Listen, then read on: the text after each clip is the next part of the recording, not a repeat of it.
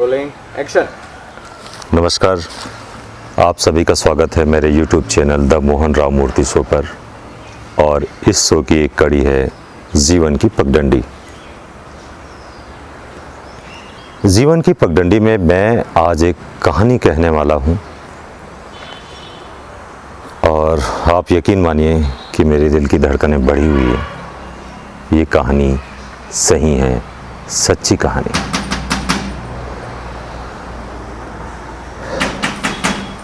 कुछ लोग कहते हैं कि यही वो रास्ता है जहाँ पर मेरी कहानी की शीर्षक है पिंकी। यही रास्ता है जहाँ पर कभी पिंकी अक्सर लोगों को कुछ कहना चाहती थी। अचानक ही अनायास कहीं भी दिख जाती थी पिंकी। मित्रों, मेरी धड़कनें इसलिए भी बढ़ी हुई हैं कि आज उस पिंकी की कहानी मैं आपके सामने रख रहा हूँ। पिंकी कभी भी कहीं भी दिखती थी इन रास्तों पर। पिंकी की कहानी शुरू होती है उसके स्कूल के जीवन से। कहते हैं कि जीवन में एक बार बहार आती है, उस बहार का नाम है जवानी। और जब जवानी आती है तो आपको यकीन मानना होगा कि हर जवानी की एक कहानी होती है। और इस कहानी में, पिंकी की कहानी में, एक और शख्स आता है। उसका नाम है रवि। यही एक रास्ता था जहाँ पर अक्सर पिंकी अपनी माँ की बाइक पर जब वो आती थी तो अक्सर रवि उसे देखा करता था। और रवि जब भी पिंकी को देखता था तो उसके मन में विचार आते थे। उसे ऐसा लगता था कि ये जो सड़क है फूलों से भर गई है और फूलों से भरी सड़क पर वो चल रहा हो पिंकी की यादों पर। पिंकी की यादों में वो शख्स रवि जब चलता था तो उसे इसी सड़क पर ऐसा लगता था कि पूरा सड़क गुलाब की पंखुड़ियों पर बिखरी हुई हैं और रवि अकेला ही चल रहा है। उसके सामने पिंकी होंडा स्ट्रीट पर आगे चली जा रही। धीरे धीरे पिंकी के साथ मन के विचारों के बाद उसके जो विचार धीरे धीरे पकने लगे और पिंकी को भी लगने लगा कि वो रवि से प्यार करती है। रवि और पिंकी की कहानियाँ बहुत दिनों तक इस शहर की चर्चा बनी। लोगों को लगता था कि पिंकी और रवि की कहानी एक नई दिशा पर जाएगी। और लोगों को एक उस ज़माने में जब लोग प्यार को ही फिल्मों में देखा करते थे और ज़िंदा प्यार को देखते थे लोग और कहते थे कि रवि और पिंकी की जो ज़िंदगी है, प्यार की कहानी है, बहुत लंबी चलेगी। एक दिन अनायास ही रवि के जीवन में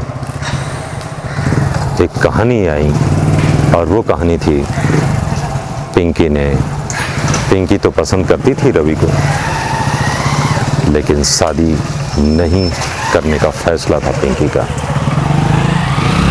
रवि कुछ टूट चुका था उस समय और उसके बाद रवि ने फैसला किया कि वो शादी कर लेगा। उसके पिता ने भी रवि के लिए एक लड़की खोजी और एक नया परिवार खोजा। घर में मंडप सजा था, शादी के कार्ड बँट चुके थे। ऐसा ही एक समय था कि पिंकी उस घर में प्रवेश करती है, रवि के घर में। और रवि के घर में जब हंगामा होता है तब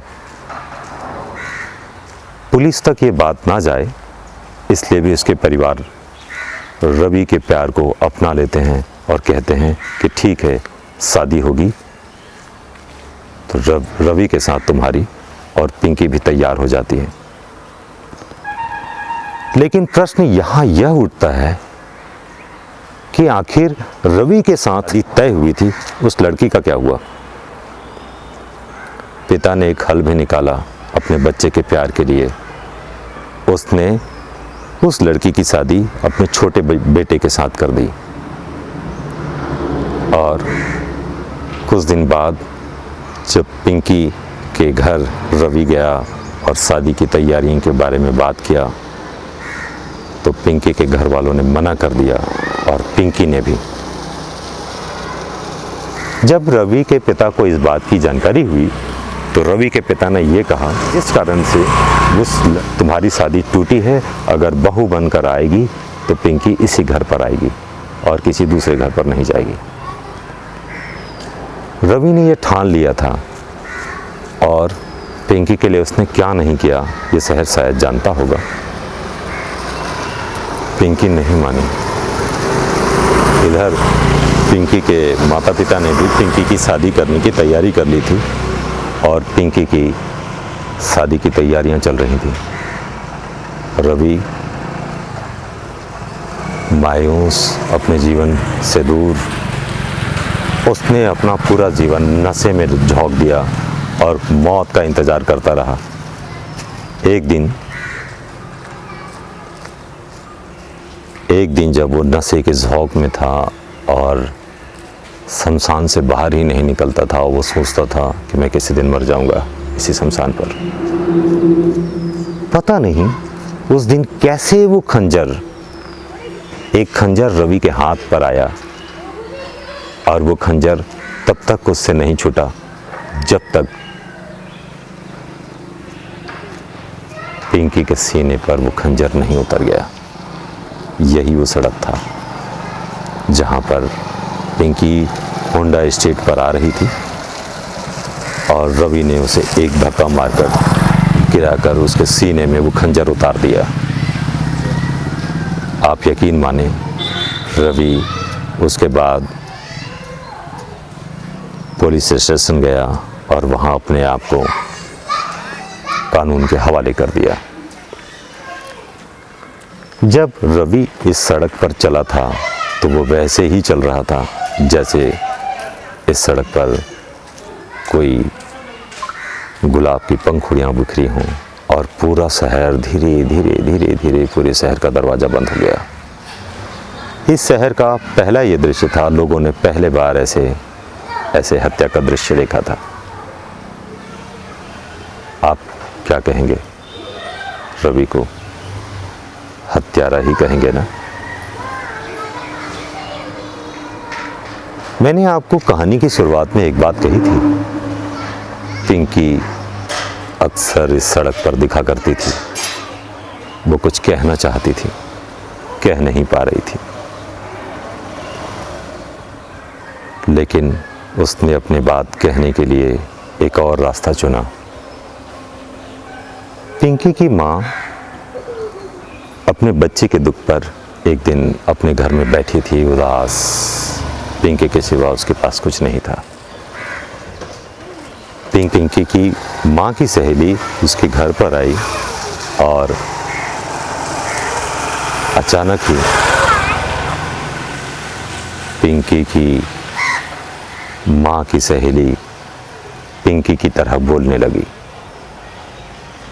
और अपनी माँ को उसने गले से लगाया और माँ को कहा, माँ रवि को छोड़ दो।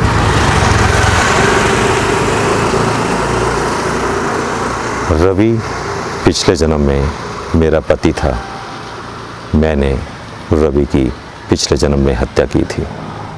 उसने मुझे इस जन्म में हत्या कर दी, हिसाब बराबर।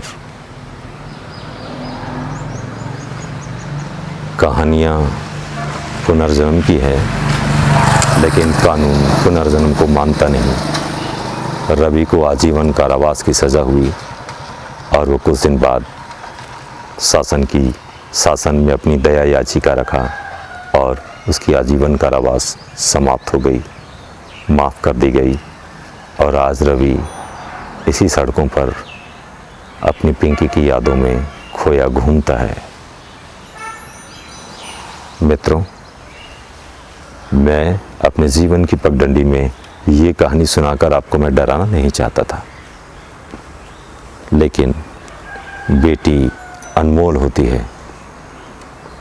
हमें बेटी के सपनों को रंग देना चाहिए और बेटी को ये जीवन क्या, उसका पुराना जीवन भी याद ना आए और उसे नए जीवन पर हमें ले जाना चाहिए। आप यकीन माने, बेटी को एक प्यार दें और ज़माने की हवा ख़राब है, इस ख़राब हवा से भी बचाएं। बेटी अनमोल है। मैं बेटी की इस कहानी के साथ ही मैं आपसे विदा लेता हूँ और एक अगली कड़ी पर मैं आपसे मिलूँगा जीवन की पगडंडी पर। यह जीवन की पगडंडी आपको कैसा लगा मुझे ज़रूर लिखिएगा। पिंकी की कहानी काल्पनिक नहीं, सच्ची है। आप यकीन माने। नमस्कार।